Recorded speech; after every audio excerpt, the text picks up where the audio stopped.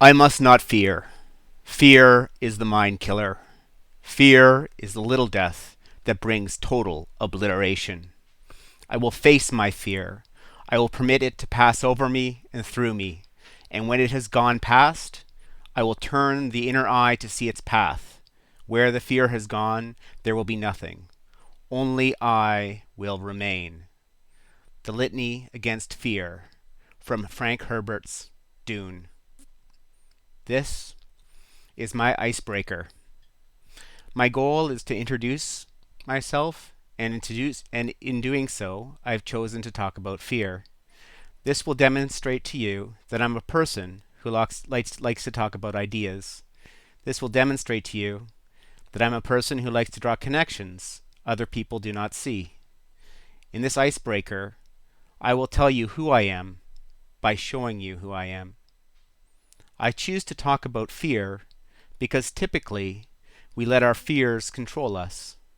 If you want to understand a person, a good place to start is to find out what they fear. We let our fears shape our fate. Fear is the ice that binds us, and this is my icebreaker. When I first came to Toastmasters 4 years ago, it was because of this list of goals. Well, not exactly this list. My goals are a continual negotiation. I joined Toastmasters in pursuit of goal number 5, improve my communication and social skills. 4 years ago, making this list was a real challenge to me. It was the result of Jordan Peterson's self-authoring course. Like many people, I was afraid to make and commit to goals. When we make goals, our goals judge us. When you have a goal, you can fall short of it. So many people opt for the obvious solution to this problem. Avoid making goals. This is the first fear, fear of judgment. In December, 9 months into the 2 weeks to flatten the curve, by government edict, I had fallen into my worst habits. Eat out of boredom, play video games, don't see anyone. I realized I needed goals to give myself purpose again. And so I began renegotiating with my list. I decided I needed to find a more secure living situation and make progress on goal number 6, lose weight until I reach 80 kilograms. 3 months later, I'm a new homeowner for the first time, and I've lost 16 kilograms, over 30 pounds. This is how I faced my fear of setting goals and judgment.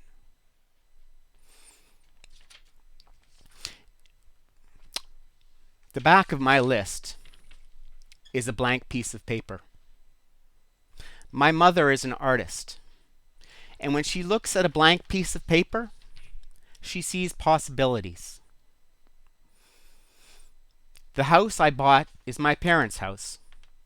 This gives me an excuse to help my mother, who has been struggling with downsizing to their new, smaller house. As the Japanese say, iseki ni cho, 2 birds with 1 stone. As she tries to move out, she sees the possibilities of every item in the basement. There's a pile of sheets of poster paper she could draw on it with her granddaughter. This vase would be perfect for a dry flower arrangement.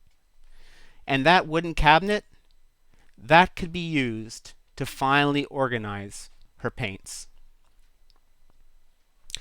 Yet every day she spends sorting through all the possibilities in that dusty basement is a day she is not drawing with her granddaughter, a day she is not arranging flowers, another day her paints go unorganized. This is the second fear, the fear of sacrifice. In each moment, we must sacrifice all other possibilities to actualize the one we want. If we refuse to choose, if we refuse to sacrifice, then an opportunity is wasted as we stay in the dusty basement. I've been on a very strict diet to lose 15 kilograms in 9 weeks of dieting.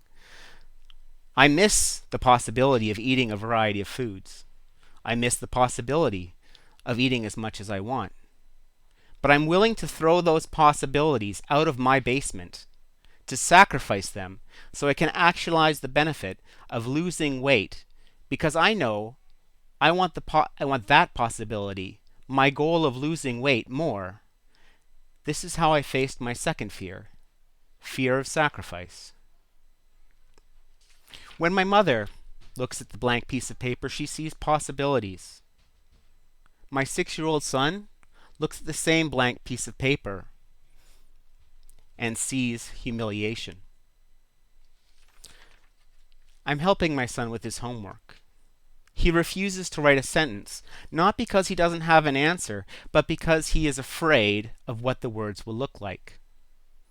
My son is ashamed of his printing, so he doesn't want to practice his printing at all. This is the third fear, fear of error.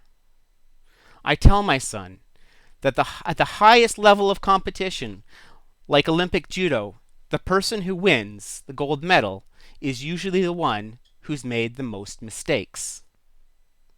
My son stares at me in disbelief, but also in anticipation of the fatherly trick he knows is coming. The Olympic judoka tries to make all his mistakes when he practices, so when the competition comes, he knows what to do. When you try, you either win or you learn. Practice printing your characters, even though they are poor now. They will get better, and when it matters, you will be ready. When I go to Toastmasters meeting, I always try to do something. Take on a role, give a speech, participate in an impromptu session. Every time, I make errors, but every time, I learn. This is how I faced my third fear, fear of error. So who am I? My name is Xander Miller. I have faced my fear of judgment. I have faced my fear of sacrifice. I have faced my fear of error. My fears have passed over me and through me. Now, only I remain, and I am master of my fate. Fear is the ice that binds us, and I am my icebreaker.